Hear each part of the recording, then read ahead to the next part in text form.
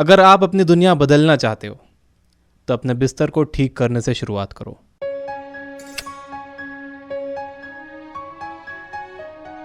अगर आप रोज सुबह उठकर सबसे पहले अपना बिस्तर ठीक करोगे तो आप अपने दिन का पहला टास्क पूरा कर लोगे।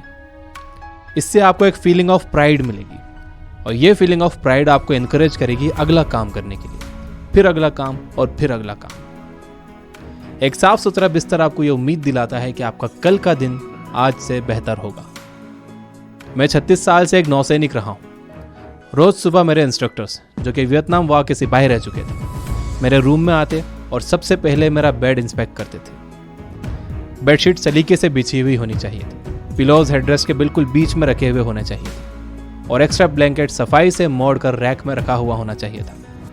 यह बहुत आसान काम था, लेकिन यह हमें रोज सुबह उठते ही करना होता था। कई बार यह बेतुका लगता था, बिना मतलब का लगता था, क्योंकि हम वहां एक योद्धा बनने के लिए गए थे, हम वहां एक सिपाही बनने गए थे, हम वहां एक जंग लड़ना सीखने गए थे। लेकिन इस सिंपल से काम के पीछे छिपी हुई बड़ी बातें मेरे सामने कई बार साबित हुई। दिन के आखिर में उस काम की वजह से आपके कई काम पूरे हो चुके होंगे। आप अपना बिस्तर ठीक करोगे तो आपको यह सच्चाई भी रियलाइज होगी कि लाइफ में छोटी छोटी चीजें भी अहमियत रखती हैं। अगर आप छोटी छोटी चीजें सही ढंग से नहीं कर सकते हो तो आप कभी भी कोई बड़ा काम भी सही ढंग से नहीं कर पाओगे। इस दुनिया में हमारे संघर्ष एक जैसे हैं और उन संघर्षों से आगे बढ़ने का जो नियम है कि हमें खुद को और हमारे आसपास की दुनिया को बदलना होगा, ये भी सभी के लिए समान रूप से लागू होता है।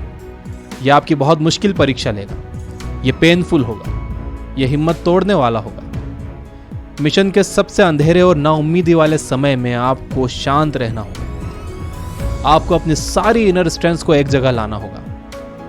अगर आप दुनिया बदलना चाहते हो तो आपको अपनी जिंदगी के सबसे अंधेरे समय में भी जबरदस्त हिम्मत दिखानी होगी। कोई भी कहीं पर भी दुनिया बदल सकता है। दुनिया घूमते हुए मैंने ये सीखा है कि यह एक उम्मीद की शक्ति है, एक इंसान की शक्ति है। एक इंसान दुनिया बदल सकता है लोगों को उम्मीद देकर। तो अगर आप दुनिया बदलना चाहते हो तो सुबह की शुरुआत में ही एक काम कंप्लीट कर दो।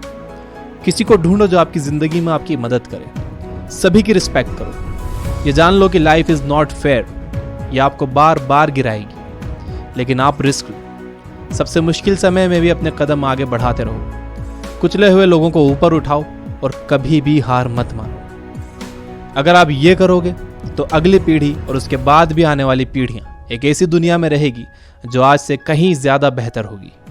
सवाल यह है कि वो बेहतर दुनिया कैसी दिखेगी।